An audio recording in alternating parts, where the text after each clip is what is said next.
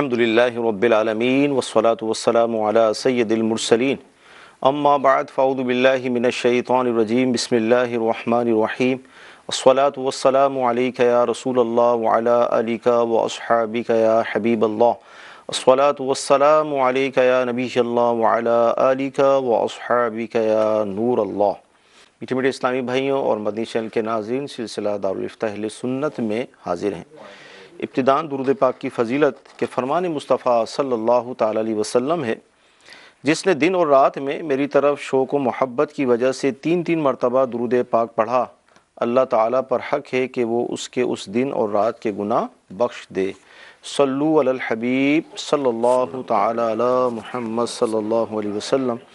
مدنی channel کے ناظرین، اس سلسلے کی برکت سے ہمارے علم میں اضافہ ہوتا ہے، بہت کچھ ہم سیکھتے ہیں۔ آپ کی کالز ایسے میں شامل ہے، سلسلہ کرتے ہیں۔ آئیے آپ کی کالز لیتے ہیں۔ سلسلہ دارالفتہ اہل سنت میں میرا سوال یہ ہے، نماز فرض جو پڑھی جاتی ہیں، ان میں سے دو نمازیں جو دن کے ٹائم میں آتی ہیں، مثلا ظہر اور عصر، ان دونوں نمازوں میں قراءت اونچی آواز سے نہیں کی جاتی، امام صاحب نہیں کرتے، ان کی کیا وجہ ہے، کیوں نہیں کی جاتی؟ رہنمائی فرما دیجیے، جزاک اللہ خیرہ۔ جی مفتی صاحب کیا ارشاد فرمائیں گے قراءت میں یہ جو ہے فرق بلند آواز سے کرنے و نہ کرنے کا؟ الحمدللہ رب العالمین والصلاة والسلام علی سید الانبیاء والمرسلین، اما بعد فاعوذ باللہ من الشیطان الرجیم، بسم اللہ الرحمن الرحیم۔ دیکھیں، بنیادی اعتبار سے جو اس کا سبب ہے وہ تو ہے حکم باری تعالیٰ اور نبی کریم صلی اللہ تعالیٰ علیہ وآلہ وسلم کا طریقہ کار اور ان کا حکم، ٹھیک کہ ان کا جو طریقہ کار تھا وہ یہی تھا کہ ظہر اور عصر یعنی دن کی نمازوں کے اندر آہستہ آواز میں قراءت کیا کرتے تھے، اور رات کی جو نمازیں ہیں، صبح کی جو نماز ہے، فجر کی، مغرب، عشاء اور فجر، اس میں بلند آواز سے تلاوت کرتے تھے۔ صحیح۔ مسلمان کے لیے بنیادی اعتبار سے تو یہ حکم ہے۔ صحیح۔ باقی رہا اس میں حکمتیں اور اس کی علت کیا ہے، تو اس حوالے سے علماء کی تعداد نے یہ بیان فرمایا کہ مکہ مکرمہ کے اندر جس وقت نماز پڑھا کرتے تھے معراج کے بعد جی صحابہ کرام علیہم رضوان، نبی کریم صلی اللہ تعالیٰ علیہ وآلہ وسلم، تو کفار مکہ کا ایک زور تھا، انہوں نے بہت زیادہ مسلمانوں پہ ظلم و ستم کیے ہوئے تھے، اور ہر چیز کے اندر وہ استہزاء مذاق کیا کرتے تھے۔ صحیح۔ تو ظہر اور عصر کا وقت یہ وہ وقت ہوتا تھا کہ جس میں یہ لوگ مکمل طور پہ جاگرے ہوتے تھے، متوجہ ہوا کرتے تھے، لہذا جب قرآن پڑھا جاتا تو پھر یہ استہزاء کرتے تھے، تو اس لیے اس میں آہستہ آواز سے تلاوت کی جاتی تھی تاکہ یہ مذاق مسخری اس کے ساتھ نہ کریں۔ اور مغرب کے وقت میں یہ کھانے پینے کے اندر مشغول ہوتے تھے، اور عشاء اور فجر کے اندر یہ سوئے ہوئے ہوتے تھے، اس لیے یہاں پہ بلند آواز میں تلاوت کرنے سے ان کے استہزاء کا کوئی اندیشہ نہیں تھا۔ البتہ امام اہل سنت رحمۃ اللہ تعالی علیہ نے اس کی جو توجیہ بیان کی ہے وہ یہ بیان کی ہے کہ دن اور رات، دن کا جو وقت ہوتا ہے یہ ایک گرم وقت ہوتا ہے، یعنی اس میں جو تجلیات ہوتی ہیں وہ جلال کی تجلیات ہوتی ہیں، ٹھیک ہے، اور بلند آواز سے جب بندہ تلاوت کرتا ہے تو اس جہر کی بھی ایک تجلی ہوتی ہے، اور اس میں بھی ایک یوں کہہ لیں کہ جلال پایا جاتا ہے۔ ٹھیک ہے۔ تو ایک تو دن کے وقت اللہ تبارک و تعالیٰ کی جو تجلیات ہیں اس میں ایک طرح کا جلال ہے، صحیح۔ اور یہاں سے تلاوت کا جو جہر ہے، بلند آواز سے پڑھنا ہے، اس کا اپنا جلال ہے۔ ٹھیک ہے۔ تو اب جلال کے مناسب یہ تھا کہ یہاں سے جمال ہونا چاہیے، ٹھیک ہے، کہ سر کے ساتھ آہستہ پڑھا جائے تاکہ جلال اور جلال جمع نہ ہو بلکہ جلال اور جمال کی صفات جمع ہوں۔ ٹھیک ہے، جبکہ رات جو ہے وہ اللہ تبارک و تعالیٰ کی جمال کی تجلی ہے، صحیح، یعنی اس میں بالکل ٹھنڈک ہوتی ہے، اس کے اندر لطف ہوتا ہے، تو اس لیے اس وقت حکم ہوا کہ یہاں سے جلال والی تجلی ہونی چاہیے، یعنی تلاوت جو ہونی چاہیے اس کے اندر بلندی ہونی چاہیے، آواز بلند ہونی چاہیے تاکہ جلال اور جمال یہ جمع ہو جائیں۔ تو دن کے مناسب یہ تھا کہ آہستہ آواز میں تلاوت کی جائے، اور رات کے مناسب یہ تھا کہ اس میں بلند آواز سے تلاوت کی جائے، تو اس لیے تلاوت جو ہے وہ بلند آواز سے رات میں کی جاتی ہے اور دن میں آہستہ آواز میں کی جاتی ہے۔ لیکن بنیادی بات یہی ہے کہ یہ ساری کی ساری بعد کی صورتیں ہیں، ٹھیک ہے، یعنی علماء نے اس میں نقطے نکالے کہ جی اس بنیاد پر یوں تو اس بنیاد پر یوں، ورنہ حقیقت یہ ہے کہ یہ تمام کا تمام معاملہ نبی کریم صلی اللہ تعالیٰ علیہ وآلہ وسلم کی سنت پر ہے کہ آپ علیہ الصلوۃ والسلام ظہر و عصر کے اندر آہستہ آواز میں تلاوت کیا کرتے تھے۔ صحیح بخاری شریف کی حدیث مبارکہ کئی مقام پر موجود ہے بخاری شریف میں کہ حضرت سیدنا خباب بن الارت رضی اللہ تعالیٰ عنہ ان سے سوال کیا گیا کہ کیا نبی کریم صلی اللہ تعالیٰ علیہ وسلم ظہر اور عصر میں تلاوت کیا کرتے تھے؟ تو فرمایا کہ ہاں کیا کرتے تھے۔ تو پوچھنے والے نے پوچھا کہ آپ کو کیسے پتہ چلے؟ کہ وہ تو آہستہ آواز میں تلاوت ہوتی تھی۔ تو فرمایا بھی اضطراب لحیتہ کہ حضور علیہ الصلوۃ والسلام کی داڑھی ہل رہی ہوتی تھی، اس سے ہمیں پتہ چلتا تھا کہ حضور علیہ الصلوۃ والسلام تلاوت کر رہے ہیں۔ تو صحابہ کن اکھیوں سے نماز میں نبی کریم صلی اللہ تعالیٰ علیہ وسلم کو دیکھ رہے ہوتے تھے، اس لیے ان کو پتہ چلتا تھا کہ داڑھی ہل رہی ہے، جس کا مطلب ہے کہ دن میں بھی نبی کریم صلی اللہ علیہ وسلم تلاوت کر رہے ہیں، لیکن آہستہ آواز میں تلاوت کیا کرتے تھے۔ تو اصل یہی ہے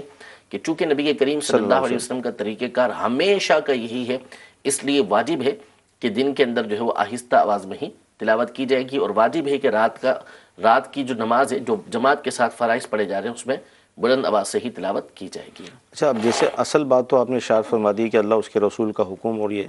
لیکن جیسے جمعہ ہے، جمعہ تو ظاہر دن میں ہی ہوتا ہے، اس میں بلند آواز سے قرات ہوتی ہے۔ اس کی وجہ یہ بیان کی کہ جمعہ یہ سید الایام ہے جی، اس میں اللہ تبارک و تعالیٰ کا خاص لطف و کرم ہوتا ہے، روزانہ جہنم بھڑکایا جاتا ہے، لیکن جمعے کا دن وہ ہے کہ جس میں جہنم بھڑکایا نہیں جاتا۔ تو جمعے کے اندر اللہ تبارک و تعالیٰ کی تجلیات جمال ہوتی ہیں، تو اس لیے اگر بلند آواز سے تلاوت کی جائے گی تو اس میں کوئی حرج نہیں ہوگا۔ مدنی چل کے ناظرین، قرات کے حوالے سے جو سری و جہری ہیں نمازیں، اس کا بنیادی فرق بیان کیا گیا، ماشاءاللہ بہت زبردست معلومات حاصل ہوئی۔ جی، اگلی کال لیں گے ہم۔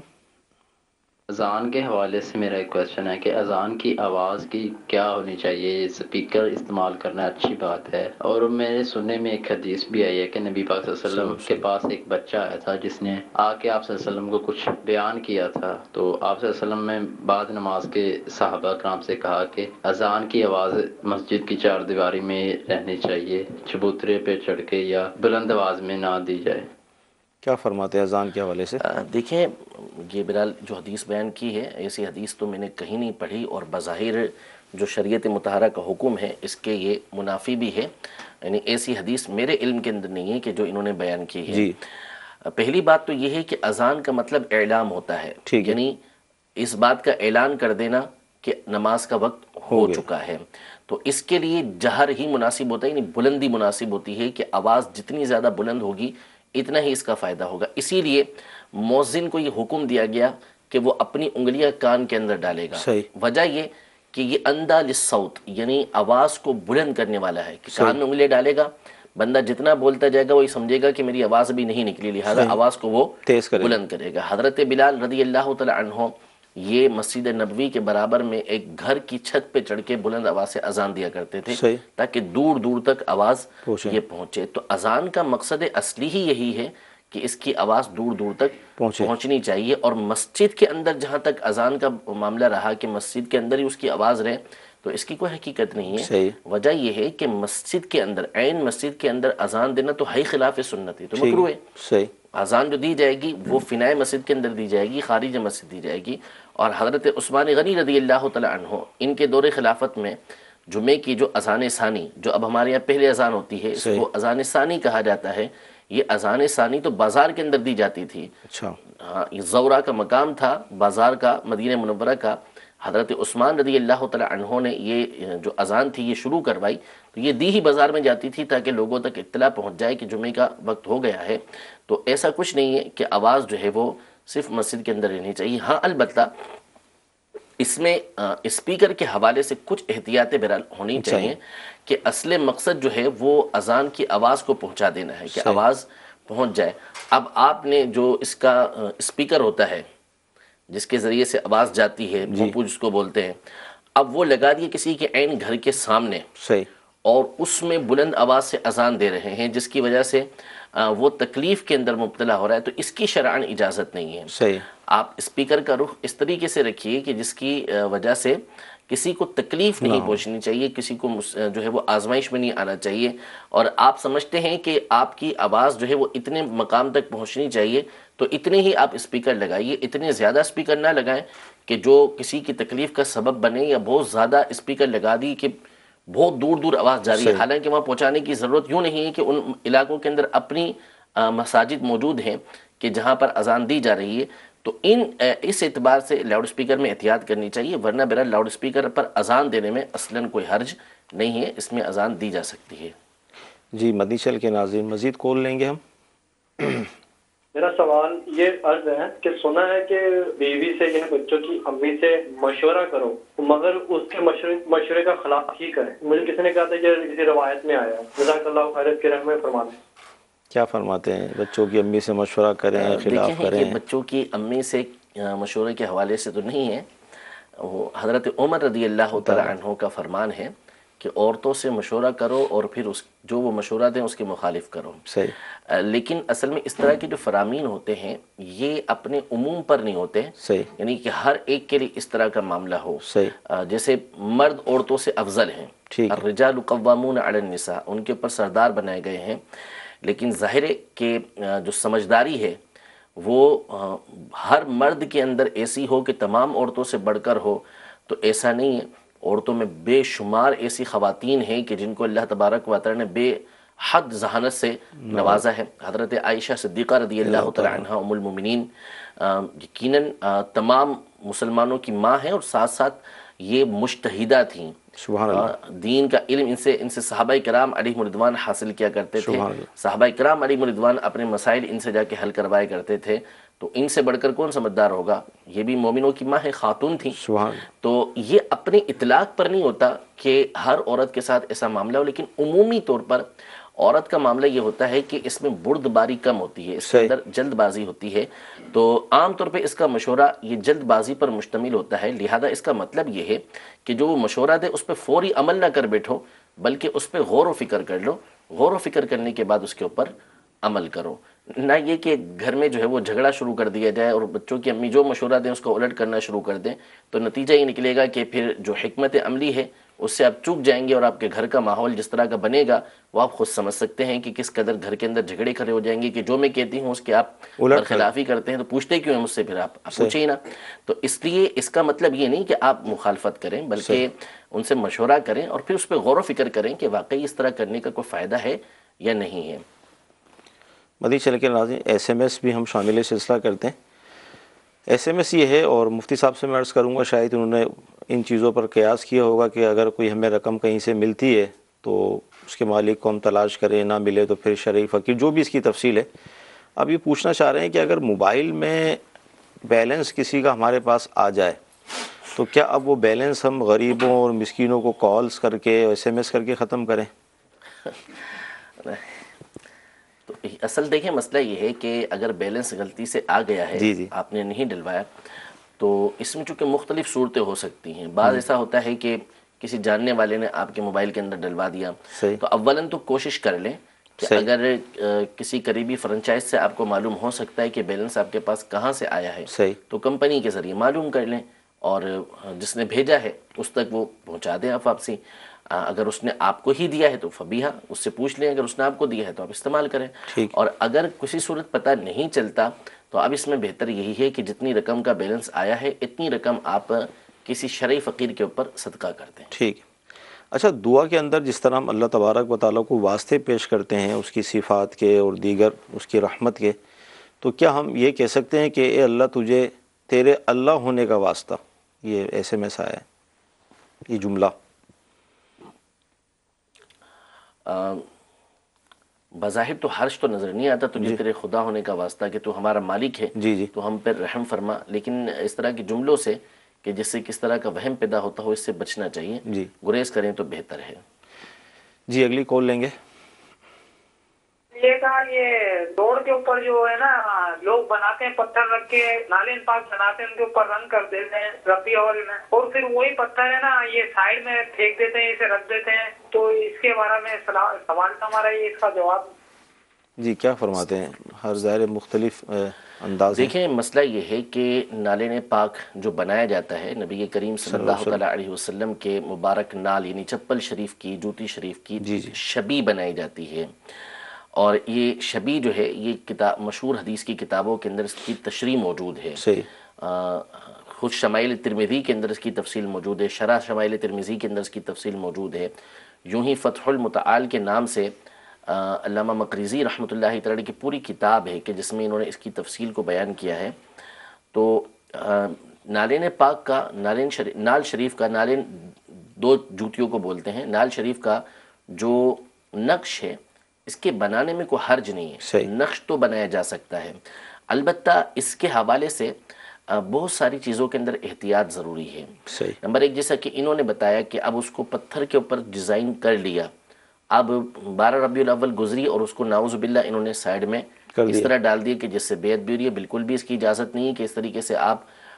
جو شبیہ ہے اس کو کسی سائیڈ کی جگہ پر اس طرح ڈال دیں. اگر آپ نے بنایا ہے تو پھر آپ اس کا ادب و احترام کریں, اور اگر آپ اس کو سنبھال نہیں سکتے تو پھر اس کو ٹھنڈا کروا دیں یا کسی ایسی جگہ رکھوا دیں کہ جہاں اس کی بے ادبی نہ ہوتی ہو, یا پھر آپ بنائیں نا, پتھر پہ آپ کو بنانے کی حاجت ہی کیا ہے کہ جس کی وجہ سے پھر آپ کو سنبھالنا اس حوالے سے مشکل ہو جائے. اسی طرح جو جھنڈے وغیرہ ہیں, ہمارے جو جھنڈے ہوتے ہیں, اس میں بھی بہتر یہی ہے کہ نالین پاک نہ لگائیں, نال شریف کا آپ نقش نہ بنائیں. اس کی وجہ یہ ہے کہ نمبر ایک, پہلی بات تو یہ ہے کہ جب یہ جھنڈے ہوا میں, تیز ہوا میں چلتے جھوم رہے ہوتے ہیں تو پھر نتیجہ یہ نکلتا ہے کہ کچھ عرصے کے بعد یہ شہید ہو جاتے ہیں. اس سے وہ شبیہ بھی جو ہے وہ بعض اوقات شہید ہو جاتی ہے, تو اس سے بچنا چاہیے. اسی طرح بعض جو بد مذہب ٹائپ کے لوگ ہوتے ہیں اور جن کا نظریہ اور عقیدہ, وہ مسئلہ یہ ہوتا ہے کہ وہ وسوسے پیدا کرنا چاہتے ہیں, وہ اس طرح کی باتیں کرتے ہیں کہ نال شریف کے اندر لکھنا جو ہے وہ اس کی ویڈیو وغیرہ چلا کے جو ہے وہ اہل سنت پر طعن و تشنیع کرتے ہیں. تو پہلی بات دیکھیں کہ جو نالین شریف کے اندر لکھنے کا معاملہ ہے اس کے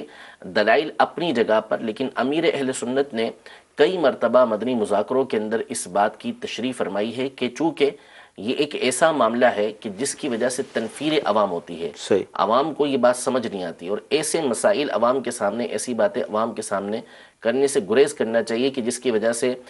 تنفیر عوام ہو, عوام کو نفرت پیدا ہو, وہ دور ہوں. ایسے کام نہیں کرنے چاہیے. لہذا چاہیے یہی کہ نالین پاک کے اندر کچھ بھی نہ لکھا ہو, سادہ نالین پاک ہو, اسی کو استعمال کیا جائے. تو یہ احتیاطیں کیجئے. باقی نال شریف بنانا, اس کی شبیہ بنانا, اس کا بیج لگانا, اس میں کوئی حرج نہیں ہے. مدنی چینل کے ناظرین, ہم اس سلسلے کی برکت سے آپ کو یہ دعوت بھی پیش کریں گے کہ ظاہر آقا علیہ الصلوۃ والسلام کی ولادت کے جو ایام تھے, جو مخصوص تاریخ تھی, وہ تو گزر چکی, اور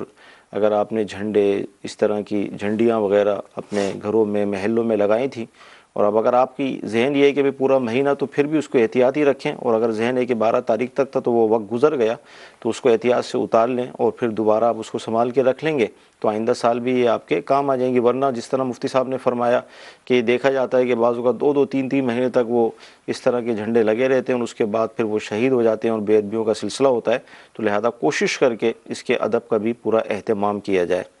جی, اگلی کال لیں گے ہم. محمد راشد علی تاری, سمسٹا ضلع بہاولپور سے کر رہا ہوں. میرا سوال یہ ہے کہ اس شعر کی وضاحت فرما دیجیے. نثار تیری چہل پہل پر ہزار عید ربیع الاول, جزاک اللہ خیرہ. جی, اس شعر کی وضاحت فرمائیں. یہ مفتی احمد یار خان نعیمی رحمۃ اللہ تعالی کا شعر ہے کہ نثار تیری چہل پہل پر ہزار عید ربیع الاول, یعنی اے ربیع الاول, تیری جو چہل پہل ہے, جو تیرے اندر خوشیاں ہیں, جی, اور تیری آنے سے جو ہمیں خوشی حاصل ہوتی ہے, اور جو چہل پہل کا سما ہوتا ہے, جی, اس پر ہزار عیدیں قربان ہو جائیں. یعنی ہزار عیدوں سے بڑھ کر جو ہے وہ ربیع الاول ہے. اگر ہزار عیدیں بھی اس پہ نثار کر دیں تو کوئی حرج نہیں ہے, اس پر نثار کی جا سکتی ہیں. اس کی رونقیں اس سے بڑھ کر ہیں, سوائے ابلیس کے جہاں میں سبھی تو خوشیاں منا رہے ہیں. یعنی اس کا مطلب یہ ہے کہ جب نبی کریم صلی اللہ علیہ وسلم کی ولادت ہوئی تھی, تو اس وقت کائنات کے اندر ایک خوشی کا عالم تھا. مختلف روایتیں سیرت کی کتابوں کے اندر موجود ہیں کہ اس وقت کس طرح ستارے یہ زمین کے قریب آ گئے تھے, ایک نور کا سما تھا. حضور علیہ السلام کی ولادت کے وقت ایسا نور نکلا کہ آپ کی والدہ نے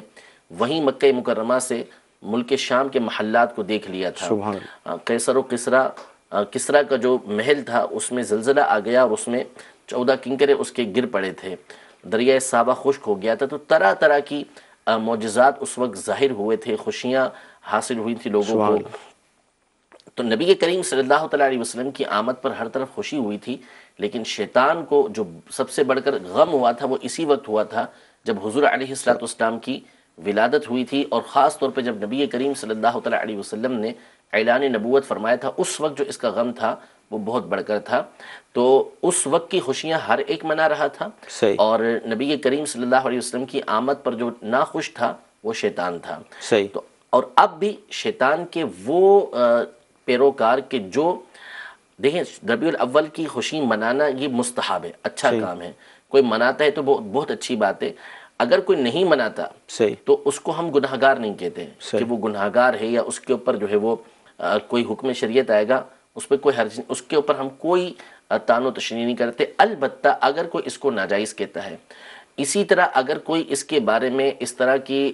مہم چلاتا ہے, پروپیگنڈا کرتا ہے, S M S WhatsApp وغیرہ چلاتا ہے کہ جس کے ذریعے سے لوگوں کے دلوں کے اندر اس حوالے سے وسوسے ڈالتا ہے, تو پھر وہ شیطان کے طریقہ کار پہ چلنے والا ہے. تو یہی مفتی صاحب رحمۃ اللہ تعالی بیان فرمانا چاہ رہے ہیں کہ جو اس طرح کے کام کرتے ہیں وہ گویا کہ شیطان کے طریقہ کار پر چل رہے ہوتے ہیں. تو خوشی اگر کوئی نہیں مناتا لیکن جائز سمجھتا ہے, اس میں کوئی حرج نہیں ہے, منائی جا سکتی ہے, تو ہماری طرف سے بھی اس کے اوپر کوئی حرج نہیں ہے. اس کی الگ بات ہے کہ اس کی محرومی ہے, وہ اس کی اپنی جگہ پر ہے, لیکن اگر اس کو ناجائز کہے گا یا اس حوالے سے کوئی بات کرے گا تو پھر اس کے اوپر حکم شریعت لاگو ہوگا. یعنی بعض اوقات ایسا ہوتا ہے نا کہ اپنے علاقے میں محلوں میں ہم دیکھتے ہیں کہ بھئی کچھ گھر جھنڈے انہوں نے نہیں لگائے, نہیں سجے, تو اس وقت ہمیں کیا گمان کرنا چاہیے؟ ظاہر ہم یہی سستی ہے یا توجہ نہیں ہو سکتی ہے, توجہ نہیں ہوتی. اس طرح بعض اوقات غربا ہوتے ہیں, جی جی, ان کے پاس ایسی سہولیات نہیں ہوتی, یا بعض لوگوں کو پتہ ہی نہیں ہوتا کہ چیزیں ملیں گی کہاں سے. صحیح. تو بہت ساری وجوہات ہو سکتی ہیں کہ جس کی بنیاد پر انہوں نے نہیں سجایا. وہ سجانا ویسے بھی لازم نہیں ہے, خوشی دل کی خوشی کا نام ہے. اگر کوئی دل سے خوش ہو رہا ہے تو بہت اچھی بات ہے, بھلے اس نے اپنے گھر کو نہیں سجایا تو بھی اس کے اوپر کوئی حرج نہیں ہے. ٹھیک ہے جی, اگلی کال لیں گے. میرا یہ سوال ہے کہ جو وضو کا پانی جب ہم وضو کرتے ہیں جو ہمارے جسم سے گرتا ہے, کیا وہ ناپاک ہوتا ہے؟ جی, وضو کا پانی ناپاک ہوتا ہے؟ نہیں جی, وضو کا پانی کیوں ناپاک ہوگا؟ ہاں, آپ کے جسم پہ کوئی ناپاکی لگی ہوئی ہے اور وہ پانی کے ساتھ ناپاکی نیچے اتری ہے تو ایک الگ بات ہے. واقعی ویسے ہی آپ نے وضو کیا اور وہ وضو کا پانی نیچے کسی برتن میں گر رہا ہے یا ویسے ہی زمین پہ گر رہا ہے تو وہ پانی ناپاک نہیں ہے, البتہ وہ پانی مستعمل ضرور ہے. ٹھیک ہے. اچھا, ایس ایم ایس یہ ہے کہ جو پرائیویٹ مدرسے ہوتے ہیں کسی کمیٹی کے تحت خاص طور پہ چل رہے ہیں, اسلامی بہن ہیں, پوچھنا یہ چاہ رہی ہیں کہ جیسے اب تاخیر ہو جاتی ہے جو بھی, تو وہ کٹوتی نہیں کرتے, پیسے نہیں کاٹتے, تو کیا فرمائیں گے اس حوالے سے؟ دیکھیں مسئلہ یہ ہے کہ اگر پرائیویٹ سے مراد تو ان کی یہ ہے کہ وہ چلا ہی کوئی شخص رہا ہے, ٹھیک ہے, تنخواہ بھی وہ اپنی جیب سے ہی دیتا ہے اور اس کو پتہ ہے کہ یہ اتنی تاخیر سے آئے ہیں یا آئی ہیں,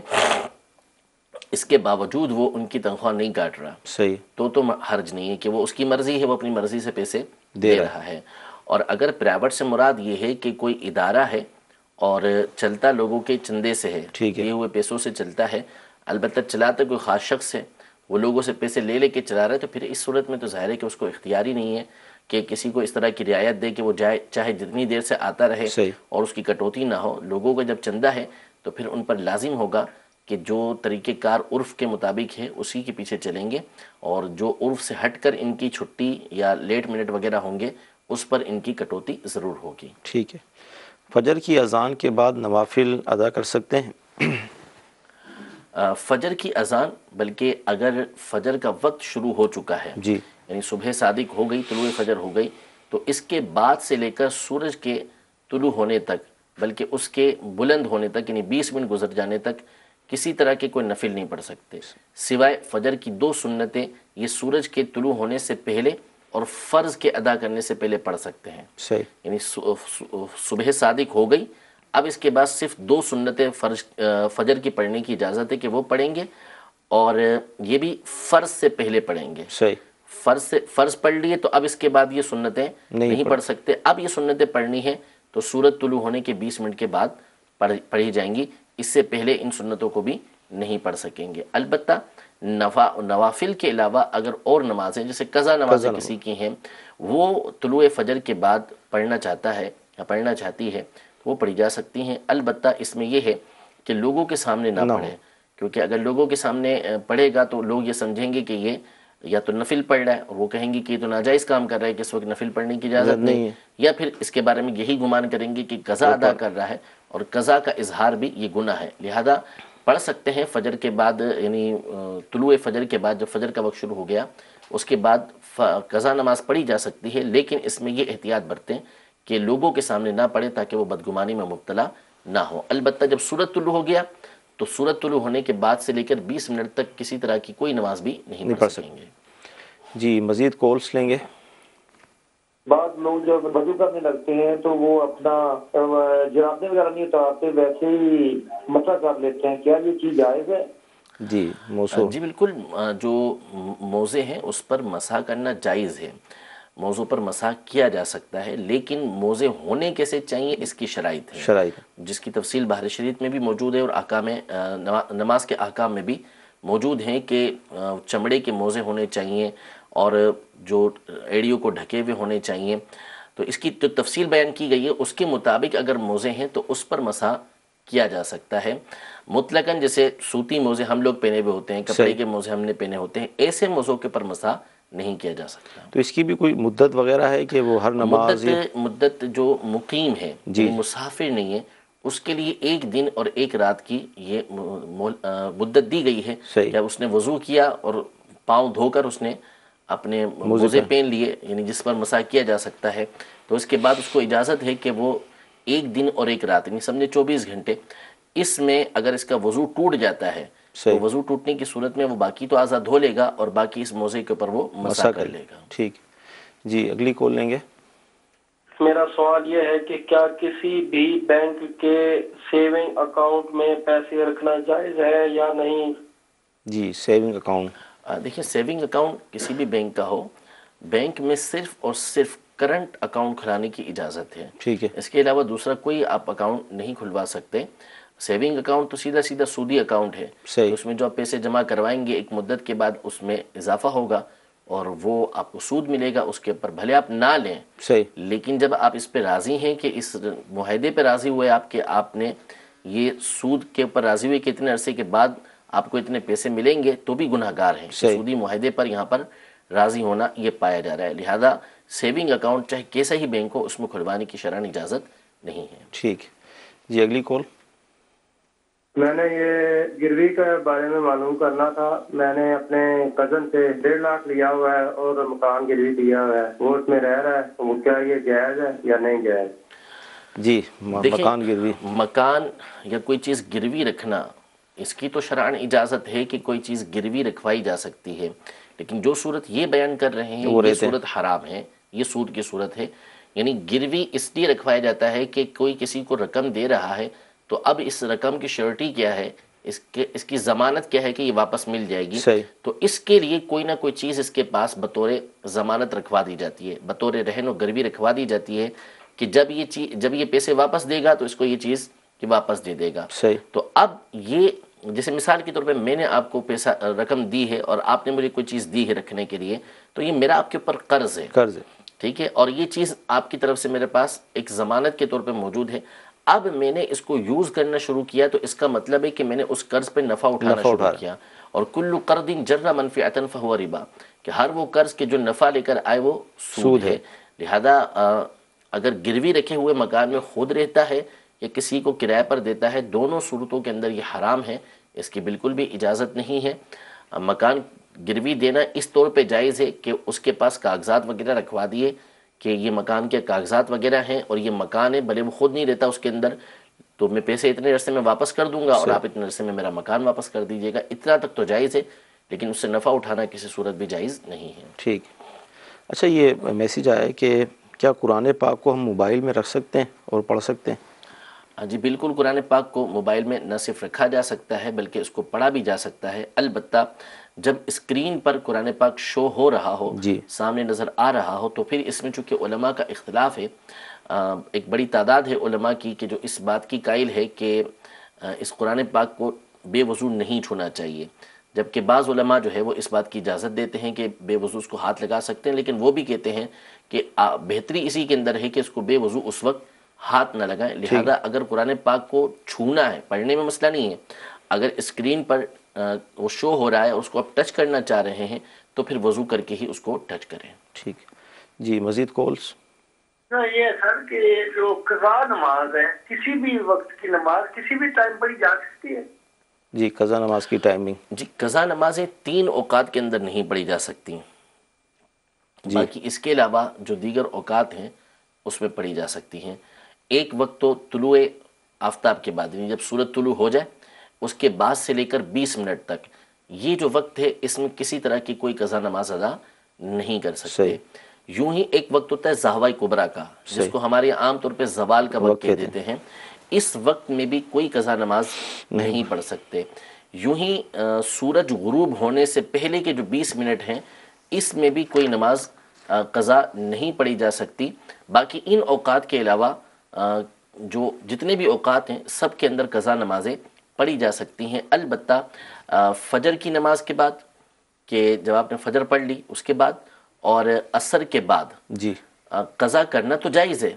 لیکن چونکہ آپ اگر اس کو لوگوں کے سامنے کریں گے تو جیسے ابھی میں نے تفصیل بیان کی کہ لوگ کہیں گے کہ یہ یا تو نفل پڑھ رہا ہے یا پھر قضا نماز پڑھ رہا ہے، اور دونوں اعتبار سے وہ بدگمانی کے اندر مبتلا ہوں گے، گناہ کا اظہار بھی بعض صورتوں میں ہوگا، تو اس لیے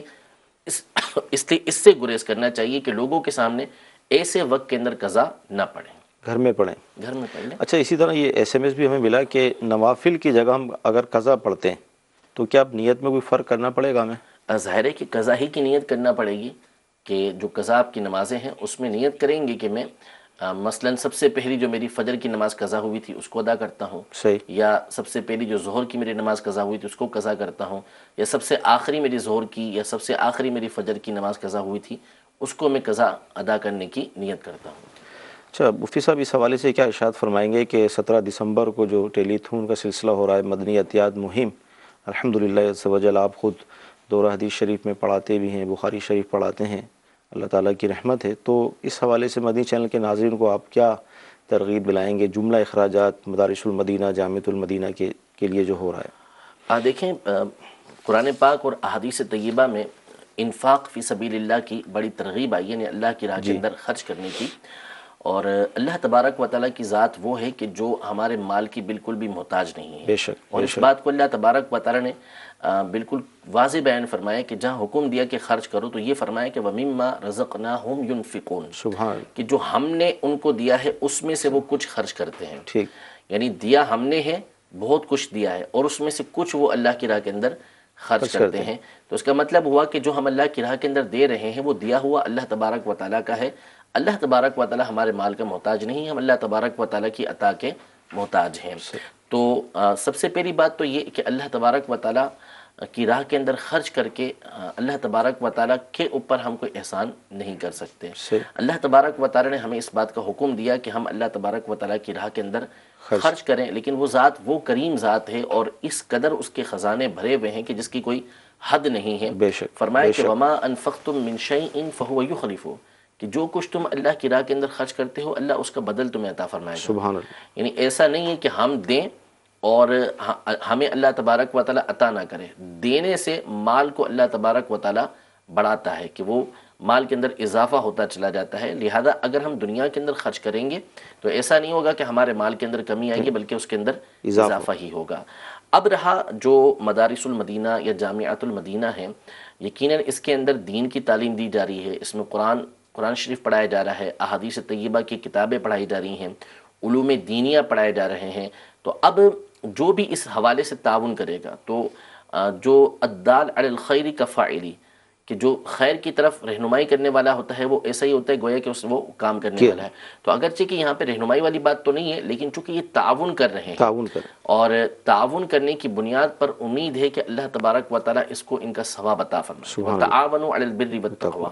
قرآن پاک نے فرمایا کہ بھلائی اور نیکی کے کاموں پر ایک دوسروں کے ساتھ تعاون کرو، تقویٰ پرہیزگاری کے کاموں پر ایک دوسرے سے تعاون کرو۔ یقیناً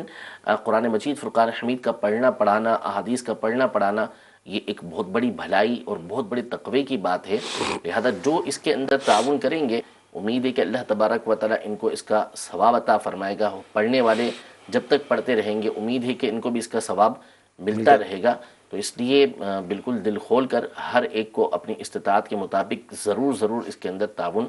کرنا چاہیے، چاہے کتنا ہی تعاون کر سکتے ہوں، غریب بھی ہیں تو کوئی اس میں حرج نہیں ہے۔ اللہ تبارک و تعالیٰ لا ينظر الى صورکم، اللہ تبارک و تعالیٰ تمہارے چہروں کی طرف نظر نہیں فرماتا، وہ تو دلوں کو دیکھتا ہے کہ دل میں کیا نیت ہے ہماری، تو اگر ہم خرچ کریں گے اچھی نیت ہے تو انشاءاللہ تبارک و تعالیٰ بھلے تھوڑا ہی خرچ کیا ہے اللہ تبارک و تعالیٰ اس پہ ثواب عطا فرمائے گا۔ تو مدنی چینل کے ناظرین اس حوالے سے ایک یونٹ 10,000 روپے کا رکھا گیا ہے، پاکستانی 10,000 روپے، تو جو بھی آپ کی نیت بنتی ہے تو آپ مدنی چینل کہ اسکرین پر نمبرز بھی اس حوالے سے دکھائے جاتے ہیں، اپنی کال آپ ریکارڈ کروا سکتے ہیں، اپنی نیت کا اظہار کر سکتے ہیں انشاءاللہ۔ ممکنہ صورت میں 17 دسمبر 2017 اتوار کے دن دوپہر 2 بجے انشاءاللہ عز و جل اس ٹرانسمیشن کا آغاز ہوگا اور یہ تقریباً 12 گھنٹے جاری رہے گی، تو آپ کی کالز بھی انشاءاللہ عز و جل اس میں ممکنہ صورت میں چلائی جائیں گی۔ تو اپنی نیتوں کا اظہار کیجئے اور اس ثواب کے کام میں حصہ لیجئے۔ 10,000 روپے پاکستانی ایک یونٹ ہے، جس طرح مفتی صاحب نے فرمایا کہ بالفرض اگر 10,000 نہیں ہیں تو آپ 5,000، یعنی اس میں اپنا حصہ آپ ضرور شامل کریں، اس ثواب سے محروم نہ ہوں۔ جی اگلی کال لیں گے۔ میں بہار والا سے بات کر رہا ہوں۔ میرا سے یہ سوال ہے کہ ماں جب وہ نماز پڑھتی ہے نا تو جب سجدہ کر کے اٹھتی ہے تو اس کے ہاتھ جو ہے گھٹنوں پر نہیں رکھے جاتے، اٹھا نہیں جاتا، کیا وہ زمین پر ہاتھ رکھ کر نماز اٹھ سکتی ہے سجدے سے؟ اچھا، وہ اٹھنے کے حوالے سے جو ہاں تو کوئی حرج نہیں ہے، اگر زمین پہ ہاتھ رکھ کے وہ اٹھتی ہیں تو کوئی حرج نہیں ہے۔ اگر واقعی ان کو تکلیف ہے اور بالکل آہستہ سے زمین پہ زور دے کے اٹھ رہے ہیں تو حرج نہیں ہے، اٹھا جا سکتا ہے۔ ٹھیک جی اگلی کال۔ شہزاد بات کر رہا ہوں سر ملتان سے۔ سوال یہ ہے کہ جیسے بندہ وضو کرتا ہے تو وضو میں ایک دفعہ یقین ہو گیا کہ بھئی ناک کی ہڈی تک پانی نہیں گیا، دوبارہ ہم وضو کرنا چاہتے ہیں، دوبارہ پانی، تو کیا پانی کو ضائع کرنے کا گناہ ہے؟ جیسے ہم غسل کر رہے ہیں تو غسل کا بھی جیسے دل کو بھی یقین نہیں ہوا کہ غسل نہیں ہوا، 3-4 مرتبہ دوبارہ پھر غسل کریں تو اس کا کیا طریقہ کار ہے؟ وسوسے ظاہر تنگ کرتے ہیں بعض کو۔ مسئلہ یہ ہے کہ اگر تو واقعی پانی نہیں پہنچا یقینی طور پر تو ظاہر ہے کہ پانی پہنچانا پڑے گا۔ باقی جو کنڈیشن یہ بتا رہے ہیں وہ عام طور پہ وسوسے کی کنڈیشن ہوتی ہے،